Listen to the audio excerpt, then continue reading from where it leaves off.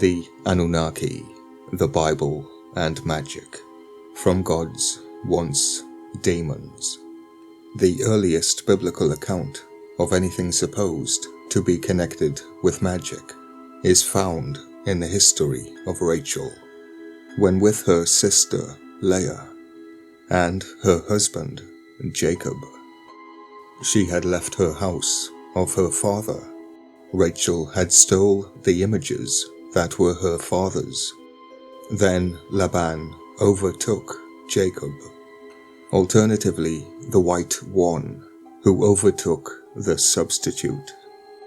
And Laban the White One said, "Yet wherefore hast thou stolen my gods?" And Jacob answered and said, "With whomsoever thou findest thou gods, let him not live. Before our brethren, discern thou what is thine with me, and take it to thee." For Jacob knew not that Rachel had stolen them.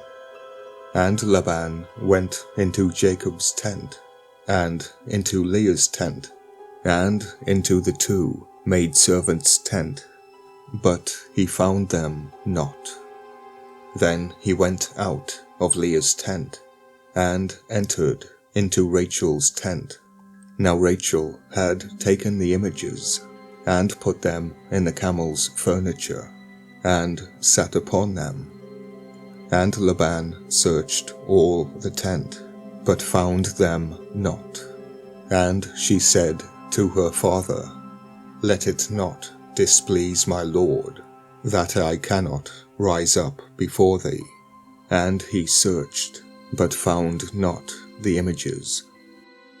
This passage has given no little trouble to commentators, but most of them seem to consider these teraphim, or images, as something of a magical nature. Jacob the substitute can mean the seal of Aya, alongside the weary Leah, which can mean to wear you down and make you old before your time. Enki, Ea, Aya is the substitute for the original oracle, Lord Zu, alternatively Sin, the White One, and the synonym of weary and delicate is decay, a synonym of Merodach, so that is Aya, Ea, Enki, alongside Merodach. And here the White One overtook the substitute. Am I the only one that can see that the coin has been flipped? I think not.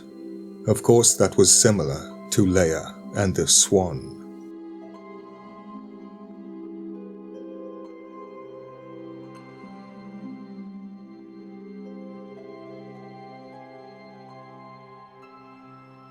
The Speaking Head.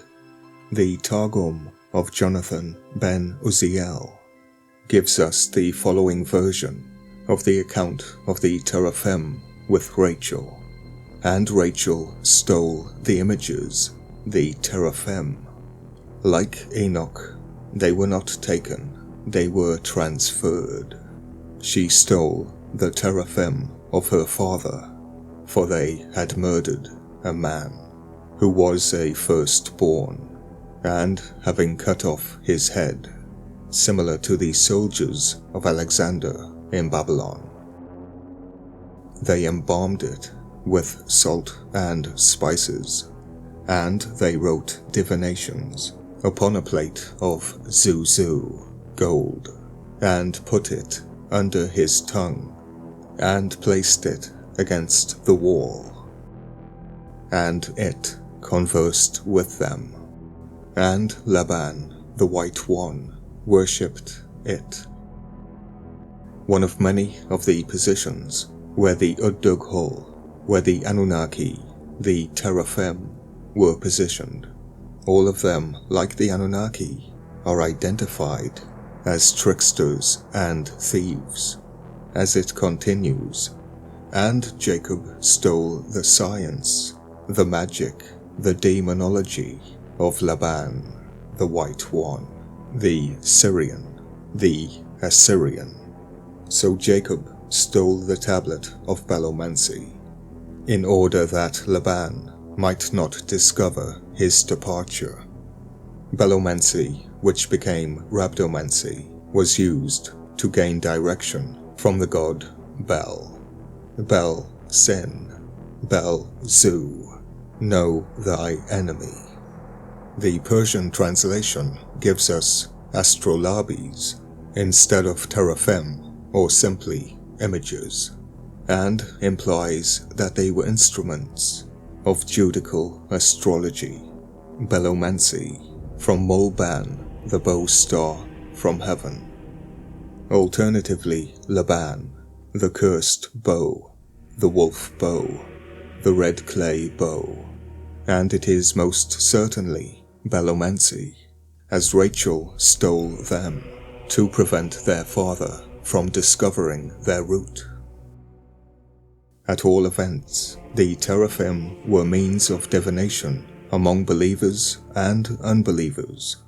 They were known among the Egyptians and among Syrians, what makes it extremely probable that they were not objects of religious worship is that it does not appear from any other passage that Laban was an idolater, besides which Rachel, who was certainly a worshipper of the true God, took them, it seems, on the account of their supposed supernatural powers.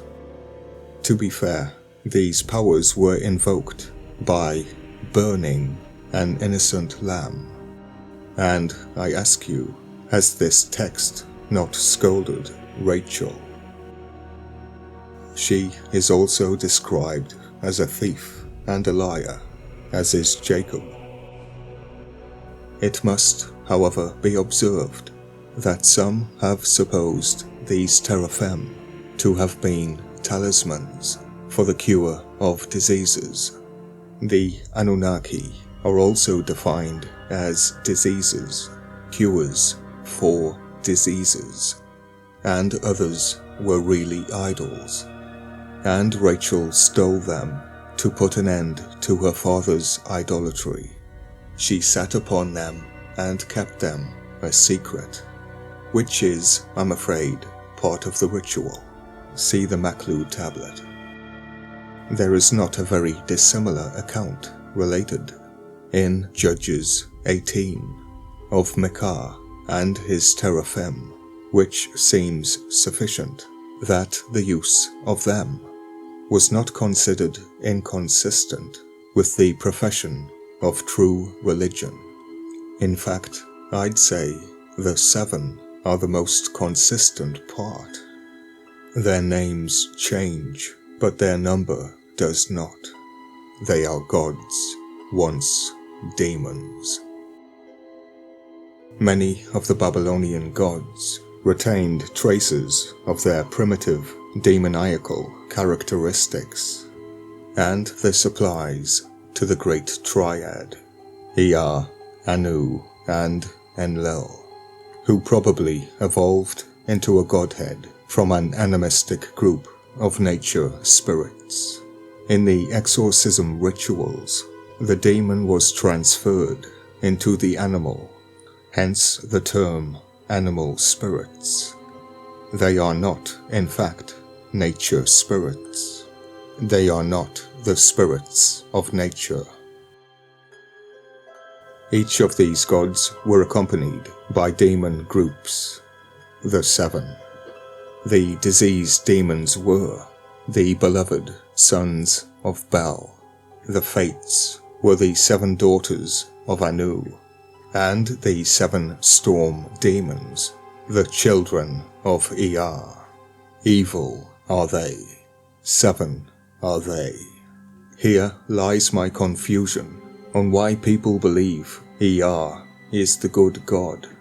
He replaced the storm god, the oracle, and Zu, and now the 7 are his children: Ea, the earth, and Zu, the storm. The 7 in heaven, 7 on earth, 7 are they. Their names vary, but their number, 7, does not.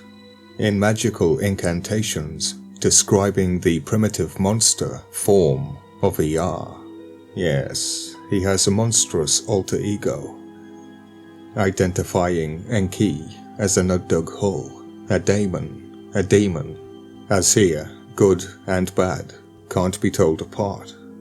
Ea's monster form. His head is like a serpent, the ears are those of a basilisk, his horns are twisted into curls, the meaning of Baal, to entwine, twist, convulse.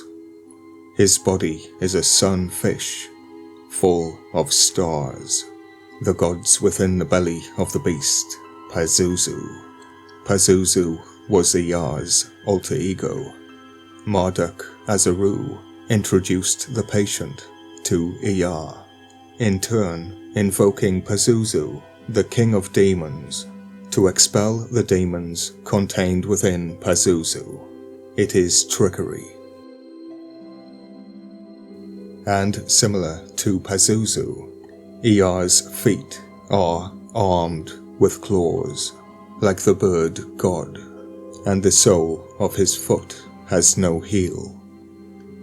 Ea was the great magician of the gods.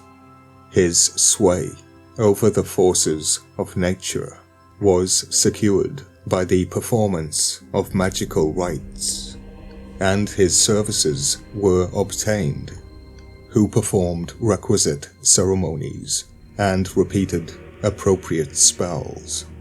Although he might be worshipped in the temple at Eridu, he could also be conjured in mud huts, otherwise known as the Great Mound. The latter, indeed, as in Mexico, appear to have been the oldest holy places of the gods, once demons.